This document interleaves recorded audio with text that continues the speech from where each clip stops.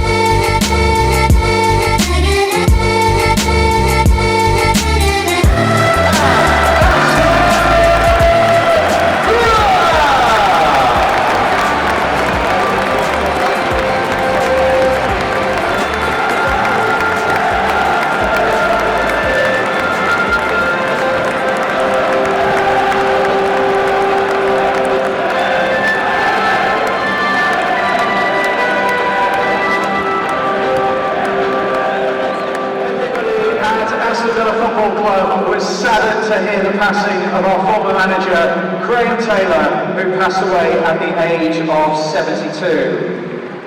Graham was a true gentleman, and our thoughts with his family at this time. Now today we are joined by Graham's wife, Rita, family members and former players who played under Graham. So ladies and gentlemen, please join us in a minute's applause. Thank you.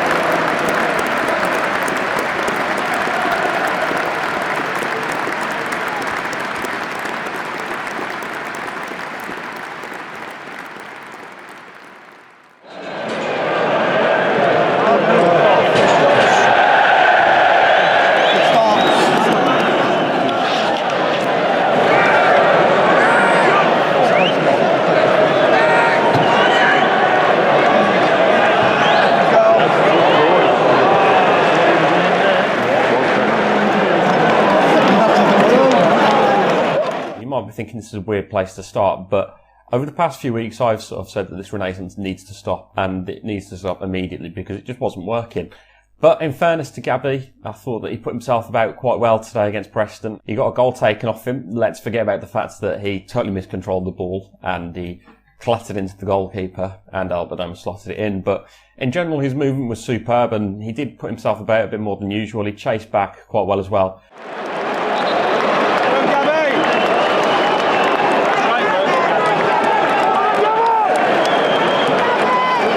I'm not going to be eating humble pie just yet, but Gabby's got a big boots to fill in the likes of Jonathan Cotter and Jordan Ayew, and today was the first time he put himself about a bit.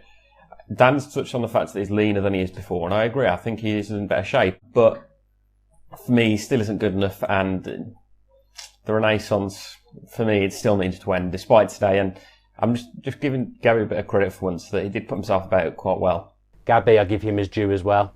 He worked very, very hard and looked dangerous, so credit to him. It's just a shame that Villa only ever seem to manage to put in 45-minute displays. We can never play well for both halves, and that's cost us so many times this season.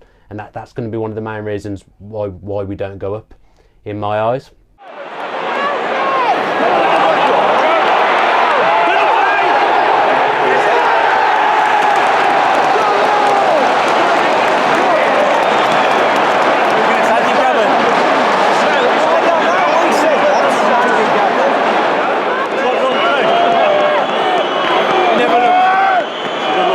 Steven!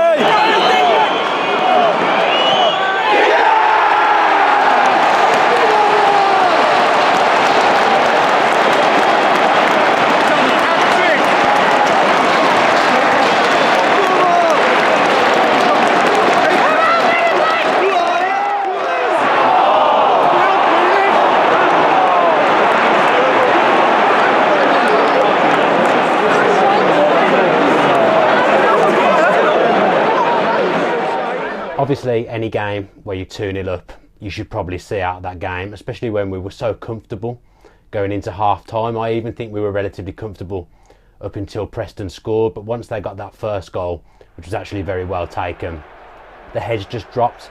We sat back and we looked scared. We went into our shell, and you just knew that Preston were gonna score. I mean, we were a bit disorganised for the first goal. Obviously, we had players up for a set piece. Hutton was up, who I actually thought played really well yesterday, which is rare for me to say, but I have to give him his due.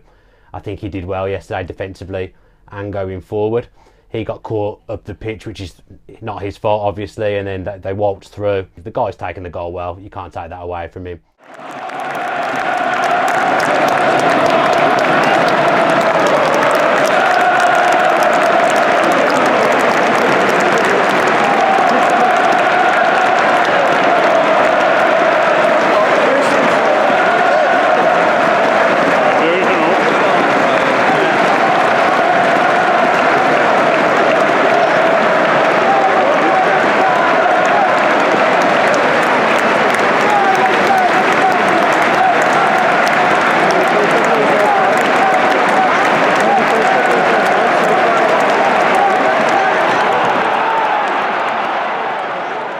And then the second goal from a set piece, you've got to be closing the cross down quicker. Grealish and Adoma were over that side, and if you let a cross come in easily the way we did, then 9 times out of 10 it's going to be a flawless cross, and it was. You could see as soon as the cross went in that Preston were going to score.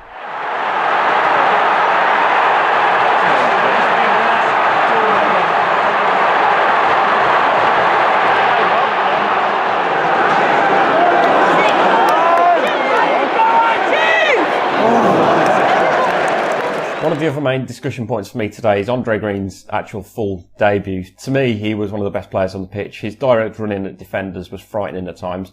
With the likes of Jordan Marvey as well, they're linking up quite well, and I think he's got a bit of pace about him and something about him that can really damage the opposition. If you look at Andre Green, the way he waltzes past players as well, this is a player that's full of confidence and a guy that's not afraid to take a man on. It's something that we've lacked for some time, and I think that the development of him could be quite interesting to see, because he's come to the fore already now. He's getting more game time, and he could well be the surprise man for us in the next few weeks or so. Today's attendance 32,415. Thank you.